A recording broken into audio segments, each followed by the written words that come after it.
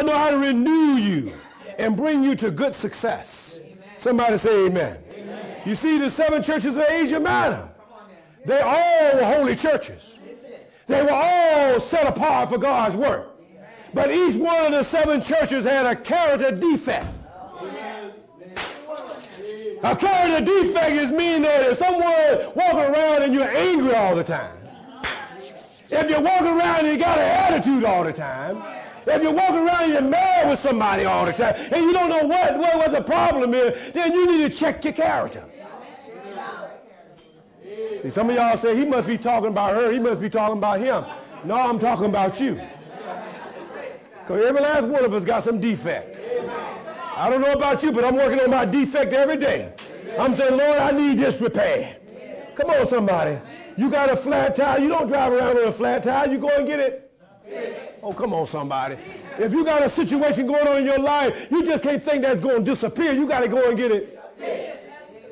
The Bible said if you got a gift, bring it to the altar. Reconcile with your brother. You see, the problem with the world is that they make New Year's resolution. I tell the church, make a New Year's restitution. Get it resolved in your sight of the God in which we serve. Amen? Don't be making all these promises you know you ain't going to quit. You ain't even going to keep them, that's right. Lord, I promise I ain't going to drink no more. Lord, let me get this last puff of reefer, and I'm going to put it down. I ain't gonna smoke no more. I ain't gonna fornicate no more. I ain't gonna lie no more. I ain't gonna cheat no more. I ain't gonna steal no more. I ain't gonna do no this, I ain't gonna do that. And then the year come in, they ain't gonna do no more than they did the year before. What are you saying, Pastor? I'm saying make a change in your character. You see, when we first meet each other, we meet that personality. We meet that persona of a person, but when you get to know a person, you understand their character. Somebody say amen now. I'm getting into the dynamics of your character. See, so as a man thinketh, so is he. If you're thinking about the word will be on your mind, it will be in your character. But if you think about the world and who's the next idol, American Idol, then your mind is over there. Amen. Well, I didn't hear no amen. I don't care. Who cares about the next American Idol?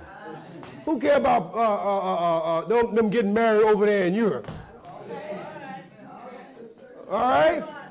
Come on, somebody. Because they royal blood. I got some royal blood in me. I got some holy blood in me. Somebody ought to say amen. Look at somebody and say, in case you didn't know it, you got some royal blood in you. You might want to go ahead on and say it, because if you're a child of the King, you got royal blood running through your veins. Jesus paid for that royal blood because we are a royal people. We are a royal priesthood, a peculiar people. Yet strange but full of Spirit of God. Your holy character makes you different. You should walk up in the grocery store. Come on, somebody.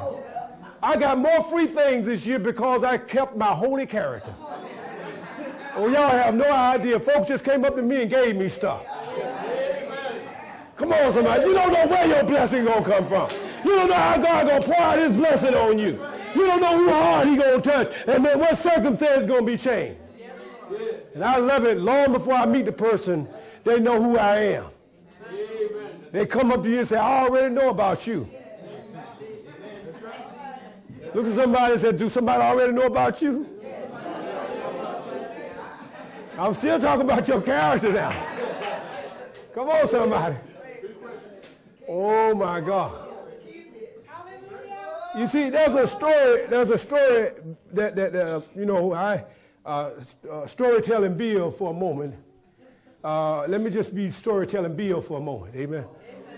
And this story ain't in the Bible, so don't look for it. Amen. But you heard it from me because it's got a wise insight to it. There was a man who was climbing a mountain. I told this story before. Many of y'all remember it. But there was a man climbing a mountain, and on his way up, he met a serpent that was in the cliff of the mountain as he was going to the top. And the serpent begged him, please give me a ride all the way up. And the man said, I'm not going to give you no ride. You're a serpent. You might bite me. he said, I promise you I won't bite you. Just give me a ride up. And the man was hanging in the cliff. He was deciding on whether to or not. He just said, throw his hand up and say, come on, get on. And the serpent jumped on his pack. And as they got up higher and higher and higher, got to the top. And he got so excited by the fact he had reached the top, he started the serpent, and the serpent bit him. And he asked the serpent, why did you bite me? He said, you know, I was a snake when you picked me up. If you let the devil ride, he going to want to drive. Look at somebody say, if you give the devil a ride, he going to want to drive. If you give the devil, come on now, it's good to see you, my brother. If you give the devil a ride, he going to want to drive. So look at somebody that says, don't give him no ride. Don't pick him up. I don't care if he hitchhiking the same way. Don't give him nothing. Don't give a crippled crab a crutch. Now I'm going back to Reverend Watkins. Something you got to say. Come on, somebody. Yeah. All right, okay. Now let me get back to Reverend Watkins now, because y'all can't handle the, Secretary Bill, because he gets wild, you know what I mean? Let me just tell you something. In the Bible, there was a man by the name of Ahab. You all know Ahab and Jezebel.